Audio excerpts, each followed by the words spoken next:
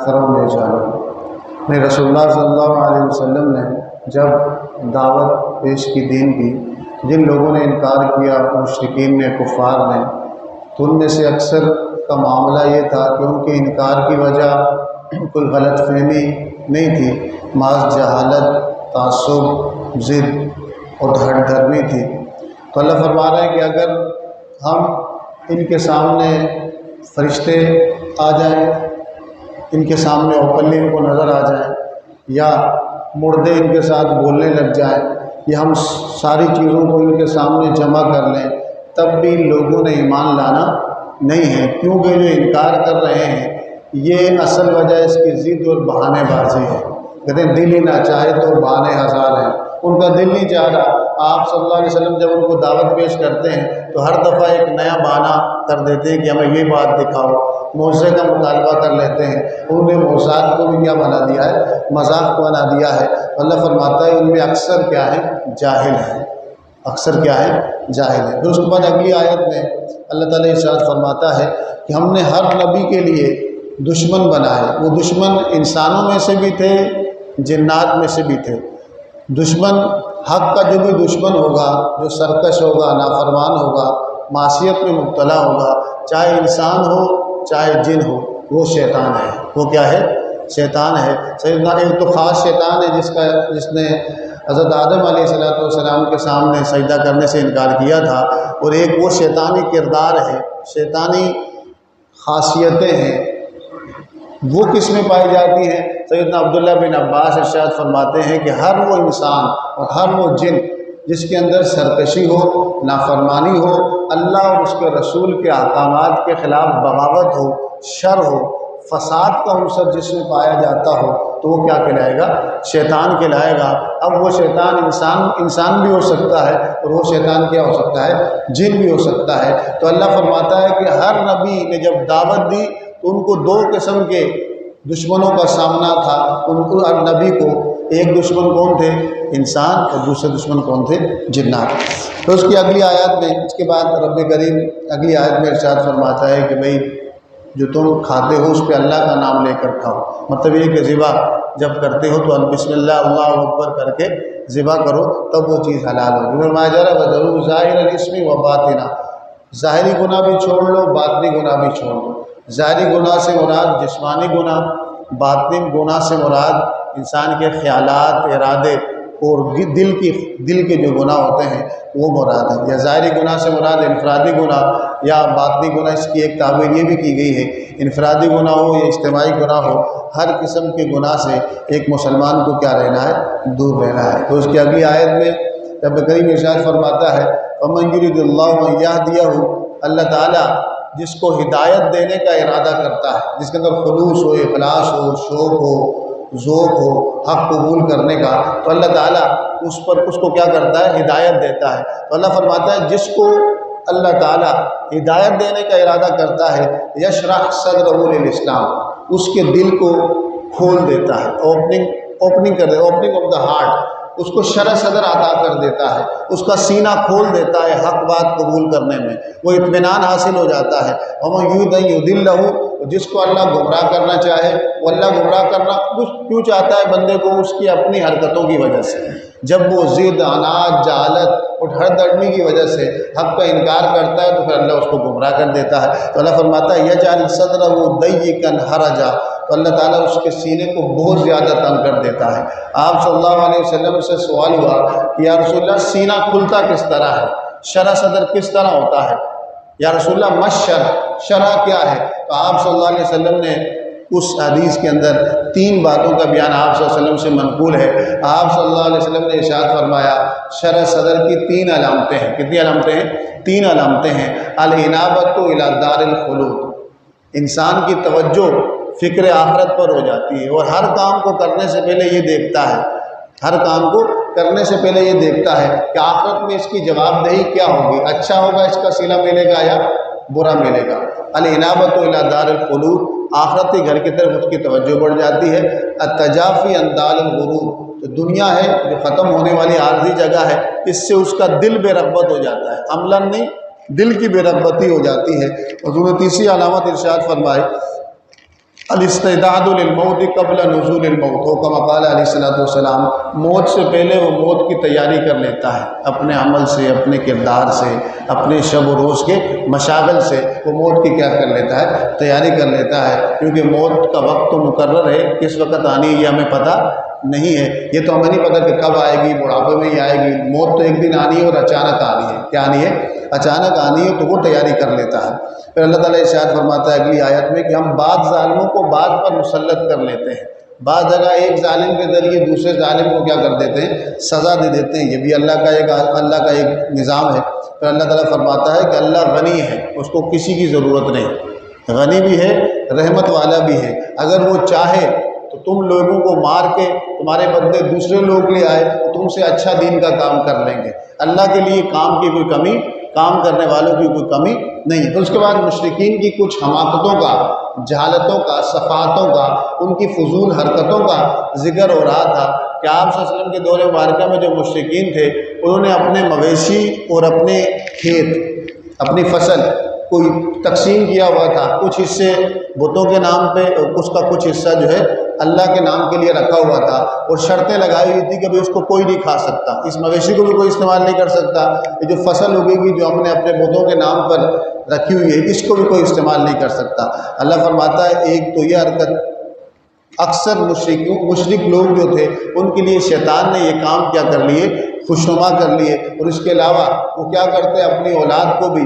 قتل کرتے، ان کے لیے یہ گناہ بھی کرتے تھے، اور کچھ ان میں یہ حرکتیں تھیں، کچھ مویشیوں کے بارے میں ان کا یہ رکھے ہوئے تھے کچھ مویشی، ان کے بارے میں کہتے ہیں کہ یہ مویشی اور یہ کھیتی ایسی ہے کہ یہ اس مویشی سے کوئی نفع نہیں اٹھائے گا، اس پر کوئی سواری نہیں کرے گا، اس کھیتی کو کوئی کھائے گا نہیں۔ اللہ فرماتا ہے یہ بھی جھوٹ ہے۔ اور بعض جانور ان کے جب بچہ دینے کے قریب ہوتے تو ان کے بچوں کو بھی اپنے بعض بتوں کے نام پہ منسوخ کر دیتے، مختلف ان کے اندر غلط عقیدے جو تھے، اللہ تعالیٰ ان سب کا کیا کر رہا ہے، انکار کر رہا ہے، ان کا رد کر رہا ہے۔ اللہ تعالیٰ فرماتا ہے ثمانیۃ ازواج، 8 قسم کے جانور ہیں جن کی قربانی کی جاتی ہے، عام طور پر قربانی کی جاتی ہے، ایک دمبا یا بھیڑ نر مادہ، دوسرا اونٹ نر مادہ، تیسرا بکرا یا بکری، چوتھا گائے نر اور مادہ۔ تو کہا کہ یہ 8 جانور ہیں، ان پر رب کریم فرماتا ہے کہ ان 8 جانوروں میں کسی کے تم نے نر حلال کیے ہوئے اپنے لیے بتوں کے نام پہ، کسی کے مادے کیے ہوئے، کسی کو تم نے آدھا حلال کیا ہوا ہے آدھا حرام کیا ہوا ہے، یہ تو اصول تم نے لیے کہاں سے ہیں، یہ اصول تم نے لیے کہاں سے ہیں؟ یہ ساری کی ساری چیزیں جو تم حلال اور حرام کر رہے ہو یہ تمہاری اپنی ذہنی اختیارات ہیں، اور شیطان کا تمہارے ساتھ کیا ہے، کھیل ہے، اور نفس تم سے کیا کر رہا ہے، کھیل رہا ہے۔ پھر اگلی آیات میں اللہ تعالیٰ ارشاد 9 کے قریب اللہ تعالیٰ نے احکام بیان کیے ہیں۔ پہلا حکم یہ کہ اللہ کے ساتھ کسی کو شریک نہ ٹھہراؤ، وبالوالدین احسانا، والدین کے ساتھ اس نے سلوک کرو، اپنی اولاد کو ناحق قتل مت کرو، اللہ کہتا ہے میں تمہیں بھی رزق دیتا ہوں ان کو بھی رزق دیتا ہوں، برائی کے قریب بھی نہ جاؤ، ظاہر برائی بھی اور باطنی برائی بھی، چھوٹی بھی بڑی بھی، خلوت میں بھی جلوت میں بھی، ہر قسم کی برائی سے کیا رہو، دور رہو، ناحق کسی کو قتل نہ کرو، یتیم کے مال کو مت کھاؤ، یتیم کے مال کے قریب بھی نہ جاؤ، ناپ تول میں کمی نہ کرو، اور عدل والی بات کرو، سچی بات کرو، اور یہی سیدھا رستہ ہے اور یہی ہدایت کا رستہ ہے۔ اس کے بعد اس سورۃ الانعام کے آخری رکوع میں رب کریم ارشاد فرماتا ہے ان الذین فرقوا دینہم وکانوا شیعا لست منہم فی شیء، جنہوں نے اپنے دین کے ٹکڑے ٹکڑے کر دیے، دین کے کیا کر دیے، ٹکڑے ٹکڑے کر دیے، اور وہ گروہوں میں کیا ہو گئے، تقسیم ہو گئے، تو اللہ فرماتا ہے آپ لست منہم فی شیء، آپ کا ان کے ساتھ کوئی تعلق نہیں، آپ کا ان کے ساتھ، اہل کتاب میں عیسائی تقسیم ہو گئے، یہودی تقسیم ہو گئے، تو اللہ فرماتا ہے کہ دین اسلام کے ماننے والے اپنے آپ کو اس طرح تقسیم نہیں کریں گے۔ تفرقہ بازی کیا ہوتا ہے؟ تفرقہ بازی یہ ہوتا ہے کہ جس طرح رب نے کوئی چیز حلال حرام نہیں کی، ایک بندہ خود ہی اختیار لے لے، یا دین کے کچھ مسائل ہیں جو بنیادی مسائل کہلاتے ہیں، سبٹینٹیو مسائل ہوتے ہیں، اور کچھ یہ ہوتے ہیں فروعی مسائل ہوتے ہیں، برانچز ہوتی ہیں، اصول اور فروع۔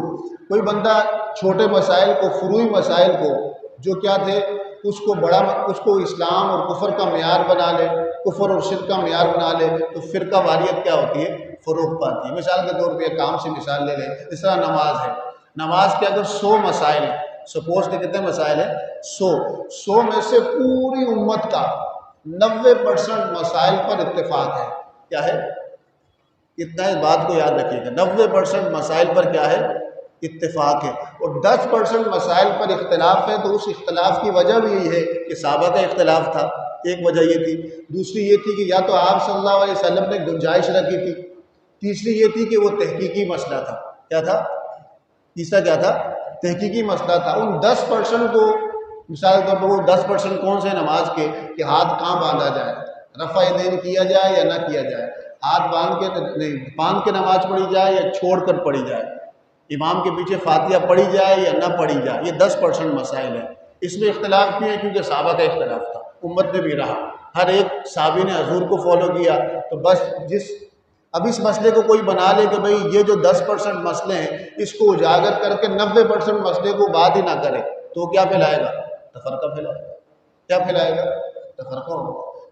نماز کے 100 میں سے 90% مسئلے کیا ہیں؟ امت میں، مسلمانوں میں اتفاقی ہیں، ایگریڈ ہیں سارے، اور 10% مسائل اختلافی ہیں۔ وہ اختلاف کی وجہ کیا ہے؟ یا تو صحابہ کا اختلاف تھا، یا آپ صلی اللہ علیہ وسلم نے گنجائش رکھی تھی، یا وہ تحقیقی مسائل تھے۔ کیا تھے؟ ریسرچ کے متعلقہ تھے۔ کس کے متعلقہ تھے؟ ریسرچ کے متعلقہ تھے۔ اس پر جس پہ بھی عمل کرتا ہے ٹھیک ہے، لیکن ایک بندہ کھڑا ہو جائے کہ جو نماز کے اندر رفع یدین نہیں کرتا اس کی نماز ہی نہیں ہوتی، رفع یدین کرنا فرض ہے، یہ مسئلہ خراب ہے۔ کیوں کہ اب آپ نے نماز کے 90% مسائل کو چھوڑ کر 10% مسئلے پر کیا کرنا شروع کر دی؟ امت کو تفریق کرنا شروع کر دی۔ یہ تحقیقی مسائل تھے، آپ تحقیق کے میدان میں آئیں، بات کریں کہ ایسا کیوں کیا جاتا ہے کہ ہر بندہ جو مسلمان جہاں بھی نماز پڑھ رہا ہے وہ سنت کے مطابق ہی پڑھ رہا ہے، کسی نہ کسی ایک صحابی کو وہ فالو کر رہا ہے، کسی نہ کسی ایک صحابی کو فالو کر رہا ہے، اور ہر صحابی کیا ہے؟ آپ صلی اللہ علیہ وسلم نے ارشاد فرمایا اصحابی کالنجوم، میرے سارے صحابی ستاروں کی مانند ہیں، بِأَيِّهِمْ اِقْتَدَيْتُمْ اِهْتَدَيْتُمْ، جس کے بھی پیچھے چلو گے ہدایت پا جاؤ گے۔ اس کے بعد اگلی صورت ہے سورۃ الاعراف۔ اعراف کا مطلب ہوتا ہے اونچی جگہ، اعراف کا ایک مطلب کیا ہوتا ہے؟ اونچی جگہ یا جانے پہچانے لوگ۔ اب اعراف کیا ہے؟ اصحاب اعراف آگے واقعہ آئے گا کہ جب جنتی جنت میں چلے جائیں گے، دوزخی دوزخ میں چلے جائیں گے، جنت اور جہنم کے درمیان ایک اونچی جگہ ہے، وہاں پر کچھ لوگ کھڑے ہوں گے، وہ جنتیوں کو سے بھی بات کر سکتے ہوں گے، جہنمیوں سے بھی بات کر سکتے ہوں گے، وہ جنتیوں کو بھی پہچان رہے ہوں گے، جہنمیوں کو بھی پہچان رہے ہوں گے۔ وہ اعراف کا مقام ہے۔ اب وہ کون لوگ ہیں؟ بعض علماء کی رائے یہ ہے، تحقیقی مسائل، بعض کی رائے یہ ہے کہ اس سے مراد وہ لوگ ہیں کہ جن کی نیکیاں اور گناہ برابر ہوں گے، ان کا فیصلہ ہونا ابھی باقی ہوگا، جنت میں جائیں گے لیکن فیصلہ ہونا باقی ہوگا، وہ اعراف کہلاتے ہیں۔ بعض کہتے ہیں نہیں، اس سے مراد انبیاء، ملائکہ اور نیک لوگ ہیں۔ اللہ تعالیٰ جنتیوں کو جنت میں بھیج کر، جہنمیوں کو جہنم میں بھیج کر فیصلہ ہونے کے بعد ان کو اس جگہ پہ رکھے گا، اور وہ جنتیوں سے بھی کلام کریں گے اور جہنمیوں سے بھی کلام کریں گے۔ وہ جنتیوں کو نعمتوں میں دیکھیں گے، جہنمیوں کو کس میں دیکھیں گے؟ عذاب میں دیکھیں گے۔ اسی نسبت سے اس صورت کا نام کیا ہے؟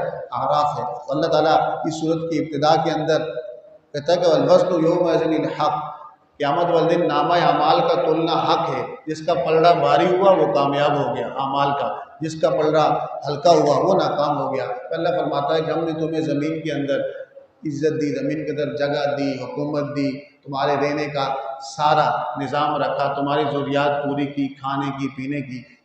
اب تم کیا کرو؟ لیکن تم بہت کم اللہ کا شکریہ ادا کرتے ہو۔ کہا کہ شکر ادا کیا کرو۔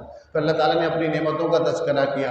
پھر آدم علیہ السلام اور ابلیس کا قصہ پورا شروع ہوا، وہ پیچھے جو سورۃ البقرہ میں، یہاں ایک اور تناظر میں اس کی گفتگو کی گئی کہ آدم علیہ السلام کو جب اس نے سجدہ نہیں کیا تو اس نے قسم کھائی۔ کیا کھائی؟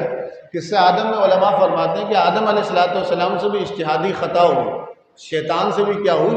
غلطی ہوئی، اس سے بھی غلطی ہوئی۔ آدم علیہ السلام سے جب اجتہادی خطا ہوئی تو آپ نے کیا کیا؟ قرآن بتاتا ہے کہ آپ نے اپنی غلطی کا اعتراف کیا، آپ اس میں شرمندہ ہوئے، آپ نے توبہ کی، کیا کی؟ اللہ کی طرف رجوع کیا، آپ نے عاجزی انکساری کا اظہار کیا، اپنے آپ کو ملامت کیا، کامیاب ہو۔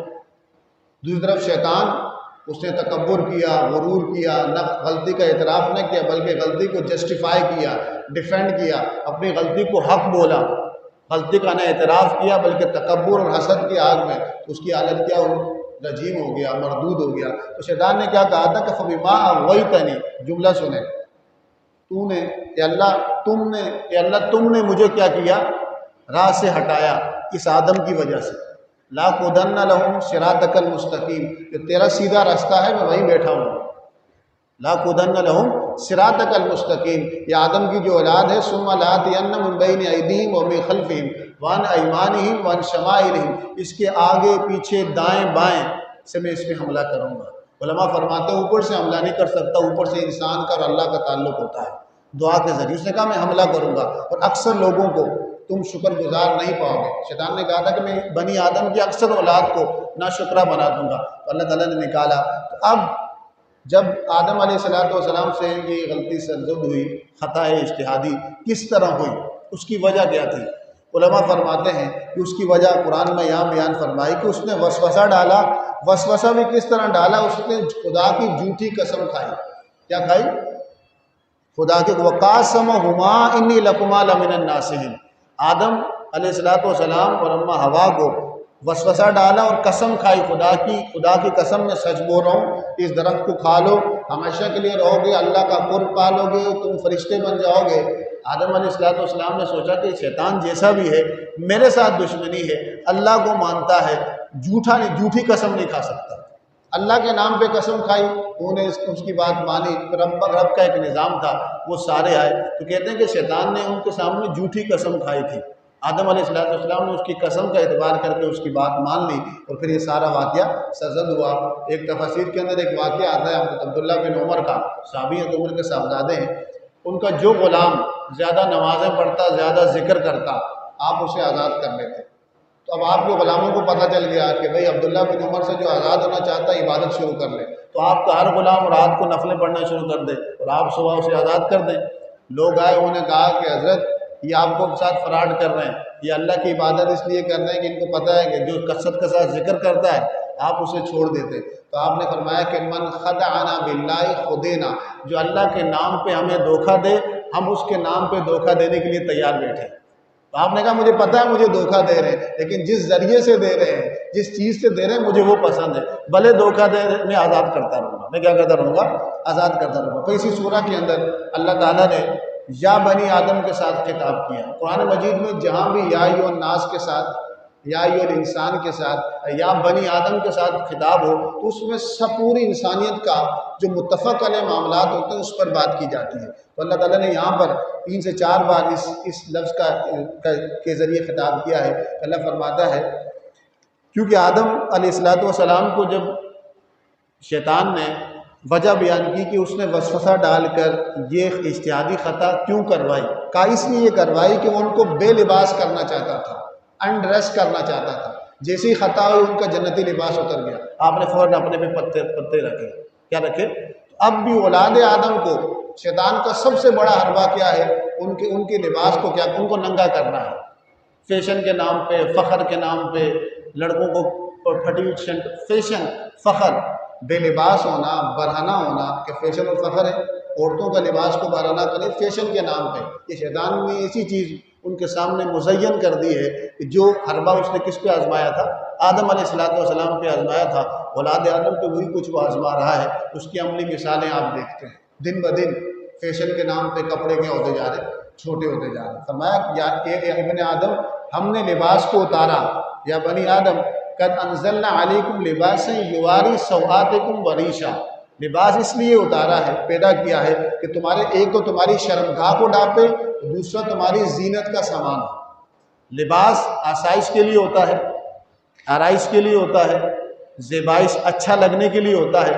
لباس میں 3 چیزیں ہونی چاہیے، آرام دہ ہو، اچھا لگے، اس میں آپ اچھے لگیں اور آپ کو سکون محسوس ہو، نمائش نہ ہو۔ نمائش مطلب دکھاوا ہوگا تو وہ تکبر ہو جائے گا۔ اس سے پہلے 3 چیزیں آپ کے لباس میں آسائش، آرائش اور زیبائش ہو تو لباس آپ پہنیں، اچھے سے اچھا پہنیں۔ اللہ فرماتا ہے یا بنی آدم لا یفتننکم الشیطان کما اخرج ابویکم من الجنہ، جلدی اس کی تفسیر بتا دیں۔ اللہ فرماتا ہے کہ شیطان تمہیں گمراہ نہ کر دے، جس طرح انہوں نے تمہارے ماں باپ کو جنت سے نکالا تھا اور ان کو بے لباس کیا تھا۔ کیا کیا تھا؟ بے لباس کیا تھا، تاکہ وہ اپنی شرمگاہ کو دیکھیں۔ وہ تمہارا ایسا دشمن ہے کہ وہ اور اس کی پوری جماعت تمہیں دیکھ رہی ہے اور تم اسے دیکھ، ایسا دشمن ہے جو ان دیکھا ہے۔ اسی لیے قل اعوذ برب الفلق و قل اعوذ برب الناس آیا ہے۔ اعوذ باللہ من الشیطان الرجیم پڑھنے کی تلقین آئی ہے کہ شیطان کے حملوں سے اللہ کی کس میں آ جائے، حفاظت میں آ جائے، کیونکہ وہ برائی کا حکم دیتا ہے، برائی کی طرف لے جاتا ہے۔ پھر یا بنی آدم سے تیسرا خطاب ہے خذوا زینتکم عند کل مسجد، نماز پڑھنے آؤ تو اچھا لباس پہن کر آؤ، اچھا۔ پھر اگلی آیت ہے قل من حرم زینت اللہ التی اخرج لعبادہ والطیبات من الرزق، کون ہے جس نے حرام کر سکتا ہے اس زینت کو جس کو اللہ تعالیٰ نے بندے کے لیے حلال کیا ہے، کھانے کی چیز ہو یا پہننے کی چیز ہو، اچھے سے اچھا کھانا، اچھے سے اچھا پہننا، حلال اور طیب طریقے سے ہو، حلال چیز بھی ہو اور حلال ذریعے سے آئی ہو، بندہ استعمال کر سکتا ہے۔ پھر اس کے بعد اللہ تعالیٰ فحاشی سے بچنے کا حکم دے رہا ہے کہ چھوٹی بڑی ہر قسم کی فحاشی سے بندہ دور رہے۔ پھر اس کے بعد آگے ونادى اصحاب الجنت اصحاب النار، جنتی لوگ جہنمیوں سے کلام کریں گے، وہ کہیں گے کہ جنتی ہمارے رب نے جو ہم سے وعدہ کیا تھا ہمیں مل گیا۔ جہنمیوں سے کہیں گے تم جو کہہ رہے تھے کہ تم وہاں ہو گے، تمہارے ساتھ بڑے تمہارے رب نے یا تمہارے جھوٹے خداؤں نے جو تم سے وعدے کیے تھے، کیا تم نے وہ پائے؟ تو وہ آگے شرمندہ ہوں گے، کوئی جواب نہیں دے پائیں گے۔ پھر اصحاب اعراف وہی والے، وہ جنتیوں کو دیکھیں گے، جہنمیوں کو بھی دیکھیں گے۔ جہنمی لوگ جنتیوں کو بولیں گے کہ کچھ یہ پانی ہم پر بھی انڈیل دو، کچھ نعمتیں ہمیں بھی ڈال دو، ہم بڑی مصیبت میں ہیں۔ تو اللہ فرمائے گا کہ نہیں، یہ چیزیں تم پر کیا ہیں؟ حرام ہیں۔ پھر آگے حکم ہو رہا ہے کہ ادعوا ربکم تضرعا وخفیا، اللہ تعالیٰ سے دعا کرو عاجزی اور انکساری کے ساتھ، آہستہ آہستہ چپ کے۔ پھر اللہ تعالیٰ جو یہ بارش کا نظام ہے، ہواؤں کو کس طرح مسخر کیا ہے کہ پانی کے بادل لے کے جہاں چاہتا ہے اللہ تعالیٰ برساتا ہے، اس کا ذکر ہوا۔ پھر انبیاء کرام کا 3 سے 4 انبیاء کرام، حضرت نوح علیہ السلام، حضرت ہود علیہ السلام اور حضرت صالح علیہ السلام کا تذکرہ ہوا کہ انہوں نے اپنی قوم کو دعوت دی، انہوں نے کہا کہ ہم تمہیں اچھی نصیحت کرتے ہیں۔ ان کی قوم نے یہی کہا کہ اِنَّ لَنَرَاكَ فِي سَفَاهَةٍ وَإِنَّ لَنَظُنُّكَ مِنَ الْكَاذِبِينَ، ہم آپ کو بیوقوف سمجھتے ہیں، ہم آپ کو جھوٹا سمجھتے ہیں۔ اس ہر نبی نے یہی کہا، نہ ہم بیوقوف ہیں نہ ہم جھوٹے ہیں، ہم اللہ کی طرف سے بھیجے ہوئے کیا ہے؟ رسول ہیں اور تمہارے خیر خواہ ہیں۔ انکار کیا، عذاب آئی، قوم نوح غرق ہوئی، قوم عاد غرق ہوئی، قوم سمود زلزلے کی صورت میں کیا ہوئی؟ ہلاک ہوئی، اس کا تذکرہ ہے۔ پھر اس کے بعد قوم لوط کا تذکرہ ہے، انکم لتاتون الرجال شہوۃ من دون النساء، جو قوم لوط کیا تھی، جو اپنی شہوانی اپنی جو خواہشات تھی، شہوانی خواہش کو غیر فطری طریقے سے پورا کرنا چاہتی تھی کہ مرد مردوں کے ساتھ، عورتیں عورتوں کے ساتھ، اس کے مذمت کی جا رہی ہے اور بار بار اس کا تذکرہ کیا جا رہا ہے۔ آج کل جو آپ ایک قانون دیکھتے ہیں کہ LGBT+ کا قانون پاس ہونے جا رہا تھا، اس دن میں نے بات کی تھی، ٹرانسجنڈر بل کس کے تحت پاس ہو؟ ایک ہوتا ہے انٹرسیکس کا مطلب ہے ہجڑے، خنثی کہتے ہیں، ان کے حقوق اسلام دیتا ہے، وہ ایک الگ صنف ہے، نہ مرد ہوتے ہیں نہ عورتیں ہوتی ہیں، ان کو فقہی اصطلاح میں، شرعی اصطلاح میں خنثی کہتے ہیں۔ کیا کہتے ہیں؟ خنثی مشکل، ان کے الگ احکامات ہیں، ان کی نماز میں کہاں کھڑے ہوں گے، ان کے آپ فقہ کی کتاب پڑھتے ہیں تو پہلے مردوں کی، پھر بچوں کی، پھر خنثی کی صف ہوگی اور آخر میں کس کی ہوگی؟ عورتوں کی صف ہوگی، ان کی الگ ہے۔ ابھی جو قانون پاس یورپ میں ہوا ہے، مختلف یورپی ممالک میں ہوا ہے اور پاکستان میں بھی اس کی بعض گشت چل رہی تھی، LGBT+ قانون پاس ہوا جائے۔ LBGT کیا ہے؟ LB کا مطلب ہوتا ہے لیسبین، B کا مطلب ہوتا ہے بائی سیکسول، اس کے علاوہ اس کے جتنے بھی آگے LG کا مطلب ہوتا ہے گیز، مرد مردوں کے ساتھ، عورت عورتوں کے ساتھ۔ خدا اللہ تعالیٰ محفوظ رکھے، یہ وہی ہے قوم لوط کا جس پہ اللہ تعالیٰ نے سخت ترین عذاب دیا تھا۔ یہ قانون پاس کروائے جا رہے ہیں، اسی کی کوششیں بیرونی ایجنڈے پر کی جاتی ہیں، لیکن اللہ تعالیٰ پاکستان کے غیرت مند مسلمانوں کو سدا سلامت رکھے کہ جب بھی اس طرح کوئی قانون پاس ہوتا ہے، علماء ہوں، عوام ہو، یہاں تک کہ سیاستدان ہوں، حکمران ہوں، جب بھی غیرت مند انہیں پتہ چلتا ہے تو اس کے خلاف سیسا پلائی ہوئی دیوار بن کے کھڑے ہو جاتے ہیں۔ یہ قانون پاس ہونے جا رہا تھا، جب پتہ چلا ہمارے سیاستدانوں کو، جو ہمارے اداروں کے لوگ ہیں، تو انہوں نے اس قانون کو کیا کیا؟ رد کیا۔ تو یہ LGBT+ کا ایک الگ سے ایک جھنڈا بھی ہے، اس کو آپ کہتے ہیں کہ پتہ نہیں فلسطین کا یا ترکی کا جھنڈا، فرانس کا جھنڈا ہے، تو ان کا ایک اپنا جھنڈا ہے، ایک ادارہ ہے، ایک آرگنائزیشن ہے جس کا مشن ہی یہی ہے کہ پوری دنیا کے اندر یہ کالا قانون پاس کروایا جائے اور خاندانی نظام کو تباہ و برباد کیا جائے۔ اور اس غیر فطرتی اور ایک جو جرم ہے، ایک غلط کام ہے، اس کو اچھے کام، قانون پاس ہو جانے کا مطلب کیا ہے کہ ایک غلط کام اچھا بن جاتا ہے، قانونی تحفظ فراہم ہو جاتا ہے، قانونی تحفظ فراہم ہو جاتا ہے۔ جو چیز غلط ہے اس کو غلطی کی جائے گی، وہ غلط چیز کی اصلاح کی جائے گی، اس پر کرنے والوں کو کیا دی جائے گی؟ سزا دی جائے گی۔ قوم لوط کا تذکرہ ہے، اللہ فرماتا ہے کہ ان کو دردناک عذاب دیا گیا، کیوں؟ کہ وہ غیر فطری طریقے سے اپنی ضرورت کو پورے کرنے کے درپے ہوئے، تو اللہ تعالیٰ نے اس پوری قوم کو تباہ کر لیا۔ آپ صلی اللہ علیہ وسلم کی ایک حدیث کتاب الفتن میں ہمیں ملتی ہے، آپ نے فرمایا کہ قرب قیامت میں یہ کام دوبارہ ہوگا۔ بتانے کا مقصود کیا تھا کہ تم نے بچ کر رہنا ہے، تم نے کیا کر کے رہنا ہے؟ بچ کے رہنا ہے۔ اللہ تعالیٰ ہم سب کی ایمان کی حفاظت کرے، رمضان کی برکت سے ہمیں قرآن کا نور نصیب فرمائے، جو کچھ سنا اس پر عمل کرنے، اس کو پہنچانے کی توفیق نصیب فرمائے۔ وما علیہ الا البلاغ المبین۔